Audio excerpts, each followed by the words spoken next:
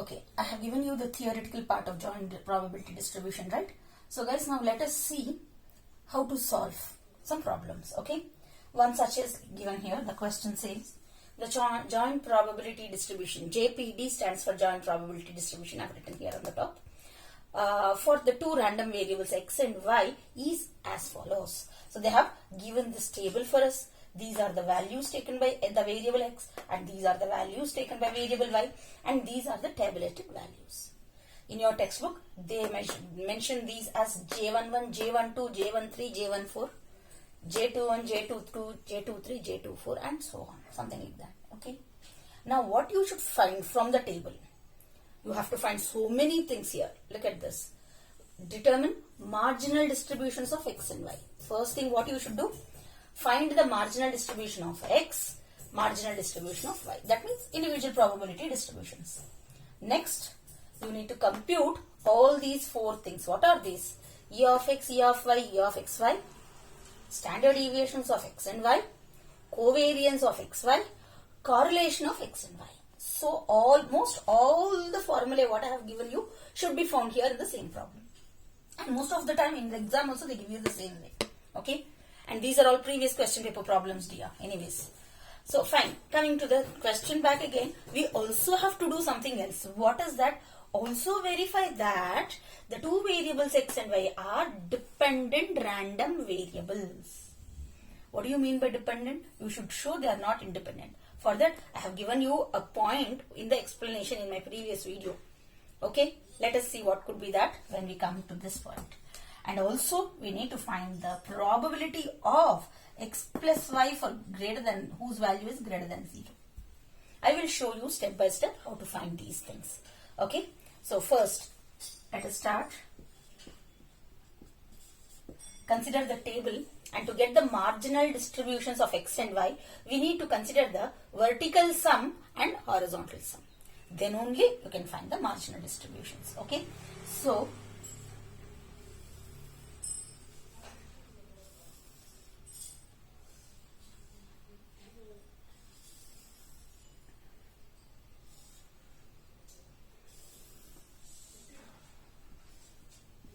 let me redo the table. Here, sum. What are the values taken by x? 1 and 2. Let me fill these from the given table. And the second row. Okay. Now, let us take the vertical sums. So, 0.1 plus 0.2. Again, 0.1, 0.2 plus 0.1. 0 plus 0.1. 0.3 plus 0. Now horizontal sums. So 0.1, 0.2, 0.3, 3 is going to be 6. Next 0.2, 0.13 plus 1 is 4. So 0.4. Now check the total sum. 3 plus 3, 6 plus 1, 7, 8, 9, 10. 10 means 1.0, that is 1. Check the vertical totals. 0.6 plus 0.4 is again 1. So we are getting the total probability as 1. Therefore, the table is a valid joint probability distribution table. First thing. Second thing, the marginal distribution of x. How do you write? Marginal distribution. One should have patience, yeah. Distribution of x. We get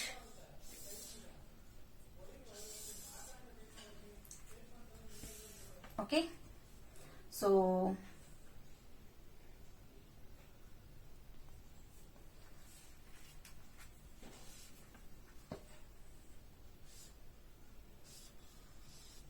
because x takes only two values, x and f of x. I will take the same notation what your textbook is using. X and f of x, y and g of y, but small letters. And in between, these are taken as J, J11, J12, J13 and so on. Anyways, what are the values taken by x? 1 and 2.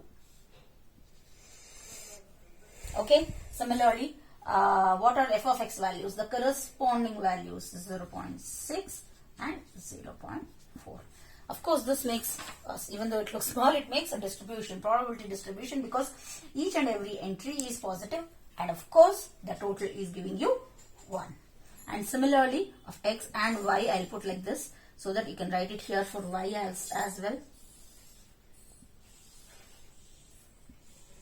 So y and g of y. Now what are the values taken by y? -2, -1, 4 and 5. So write the g of y values corresponding to those 0.3, 0.3, 0.1 and 0.3. That is the marginal distribution of y. So we have answered one question. Now let us go with E of x. E of x is nothing but the expectation of x or mu of x, whatever you call it. Mu is not called as mean. Sometimes they may ask you to find the mean of x. Okay, what is the formula here? That is equal to summation over x into f of xi. Xi, f of xi. How do you do this? Look at the board. Carefully look at the board at the marginal distribution of x. These are xi values and these are f of xi values. So parallelly you have to multiply. Okay, xi into f of xi. This is a summation. So summation over I.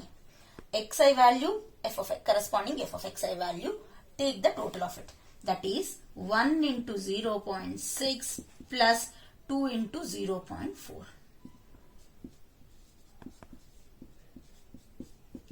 Okay, so you solve it, you get something like 1.4. That is E of x. Similarly, let us find E of y. What is E of y? A similar formula. Mu of y is equal to summation over I. Otherwise, j, we usually take j. So, yj, g of yj. Okay, so -2 into 0.3. These are more numbers. Same. I'll take yj value corresponding g of yj value. That means value taken by variable y and its probability. Again plus value of y, its corresponding probability. So plus 0.3 into -1 plus 0.1 into 4 plus 0.3 into 5. So when you simplify, how much you get here? Which is equals to 1. I will write there only. Okay, so it's E of x, we have 1.4. E of y, we have 1. Also we need to find what else? E of x comma y. So E of x comma y. Otherwise E of xy. We can write it like that. There is no comma. Not necessary to write the comma. Okay, what is the formula? I'm using the same notation what is used in your book. Summation xi yj jij. What are jij? These are j1. I'll write here in the brackets. j11, j12, j13, j14 and so on like this. j21, j22, j23, j24 like that. Okay. So we have to consider that particular sum. How do you do that? 1 into -2. Look at the board. Carefully you should look at the board. 1 into -2 into corresponding j value. So 1 minus 2 corresponding j value is 0.1 plus again 1 into -1 into corresponding j value. 1 minus 1 corresponding j value. Again 1 into 4 into corresponding j value. 1, 4 corresponding j value is how much? 0.3. I will rub this. No, it's just 0. This is j13. Okay, this is 0. Okay, plus again 1 into 5 into corresponding j value. 1, 5, 0.3.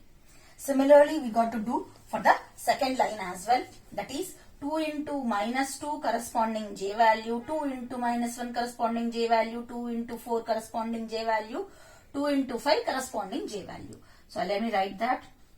2 minus 1.2 plus 2 minus 2 this is, and then 2 minus 1.1, again 2, 4 into 0.1,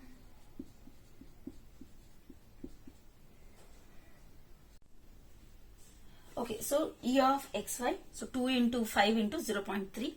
I've substituted all the values, and then you can see the total sum of all these individual products is given by 0.9. Therefore, E of x is 1.4, E of y is 1, and then E of xy is 0.9. Now, let us come back to the second one. Before doing the second one, we need to, I will just write whatever we have found already. So, before going for the second one, we have to find further expectation called as E of x square. Let us see. E of x is 1.4, and we got E of y is equal to 1, and also we got E of x comma y, otherwise E of xy is equal to 0.9. Okay. So, these are the values what we got in the first part. Now, to go to the second part, to find the standard deviations, you should know something called E of x square and E of y square. Let us see what is E of x square. E of x square is equal to summation over I x square into f of xi. Otherwise, xi square into f of xi, which can be given as, you have to square the value 1 square into 0.6 plus 2 square into 0.4. So, when you simplify, how much is that you are going to get? 2.2. This is E of x square. Similarly, let us find it for y. E of y square is equal to, square the first value. Okay. First, let me write the formula. Summation over j yj square into g of yj.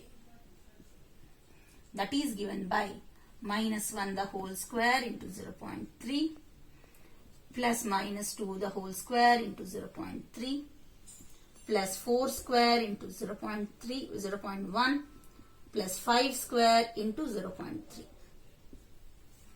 Okay. So, when you simplify, how much is E of y square that you are going to get?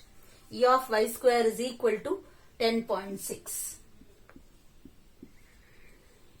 E of y square equal to 10.6. Now, let us come back to the second part, standard deviation of x and y. That is, how do you find the standard deviation? Standard deviation is given by sigma. So, we cannot find sigma directly. So, instead we find sigma square of x, which is nothing but the variance of x, given by E of x square minus E of x the whole square. Substituting the values, 2.2, that is E of x square minus E of x we already found 1.4 the whole square, which is given by, how much is that? E of x square minus E of x the whole square here is gonna be equal to, simplify that, you are gonna get 0.24. This is sigma x the whole square, that is variance. Therefore, we know that sigma x is equal to root of Vx, that is equal to under root of 0.24, given by, how much is under root of 0.24? 0.49. Let us find similarly the standard deviation of y given by sigma y the whole square, sigma y square. To find the standard deviation, we are using variance here also. So, V of y is equal to E of y square minus E of y the whole square. So, that is given by, how much is E of y square? Here we have found E of y square is 10.6 minus E of y the whole square, that is 1 square. So, 10.6 minus 1 square. How much is that? Yeah. Yes. Just 10.6 minus 1, that is 9.6. Now, therefore, we get the standard deviation, that is sigma y is given by under root of Vy, under root of the variance, given by under root of 9.6, that is equal to 3.1. Okay. So, this is the second part. Now, let us move to the third part. To move to the third part, that is covariance of x comma y, the formula is E of xy minus E of x into E of y. Okay. So, we can just use these. Let me rub this part of the board.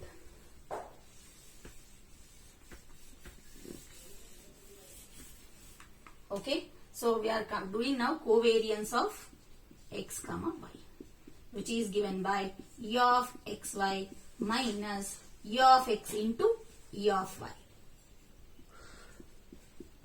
So how much is this? 0.9 minus 1.4 into 1.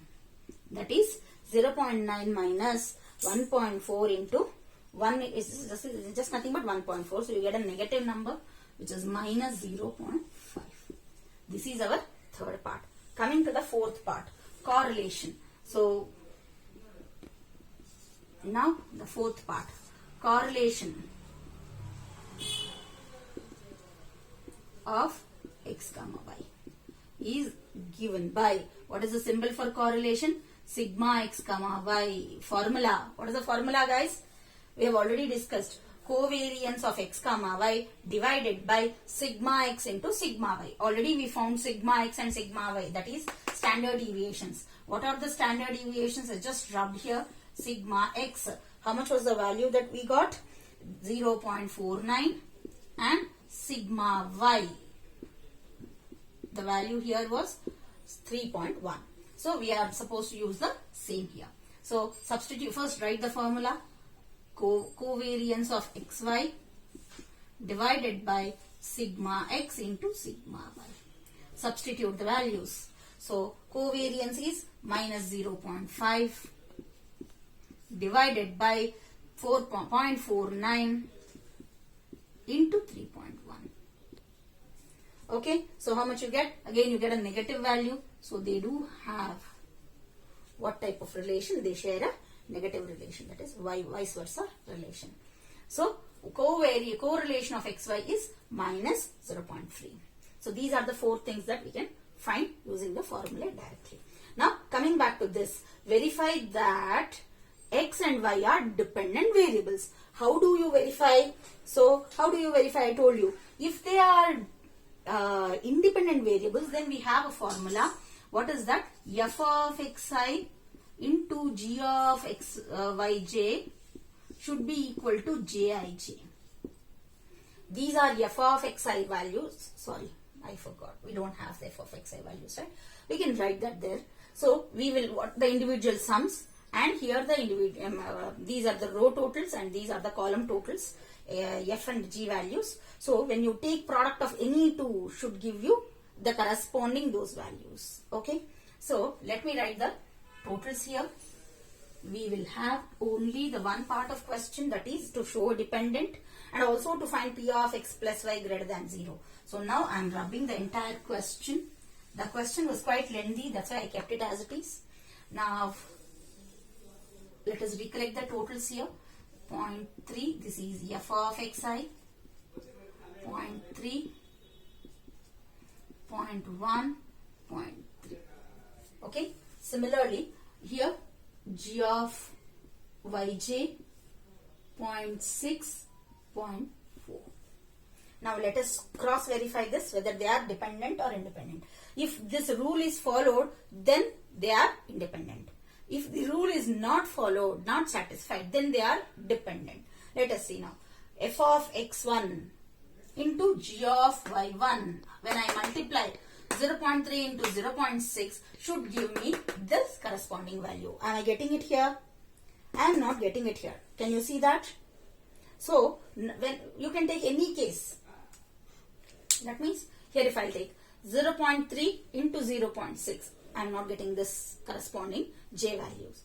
You can say check it for every single thing, but the rule, if it is broken once, that means if this rule is not satisfied at least once, then by default you don't consider them dependent. You are supposed to consider them dependent.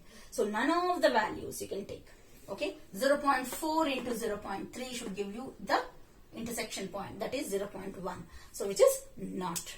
Now therefore the last part is also done. So this rule is not satisfied. So that implies x and y are dependent. That's how you should conclude, dependent. Now one last part is left off. They are asking us to find p of x plus y greater than 0. So let us see what is x plus y greater than 0. What are the values of x plus y greater than 0? Just check the ordered pairs. X and y values, when you add, it should give you greater than 0. What is that? 1 minus 2. It is not going to give you positive. 1 minus 1. No positive. 1 and 4. This is one pair. Again, 1 and 5. Second pair are giving you greater than 0. Coming to this one. Here it is 0. But here it is positive. So we have 2 minus 1. Again 2, 4 and 2, 5. All these ordered pairs are giving you greater than 0. That means positive values. So this is x plus y greater than 0, these values. So let us see. 1, 4. 1, 4 means this one. Next 1, 5, this value. Next 2 minus 1, this value from the table. 2, 4, 2, 4, this value. Again 2, 5, this value. Just add all those j values. So you're going to get the probability of x plus y greater than 0, which is given by 0 plus 0.3 plus 0.1 plus 0.1 plus 0. How much is this, dear? 0.5.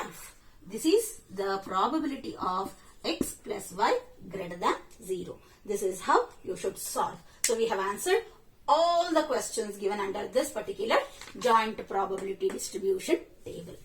Understood?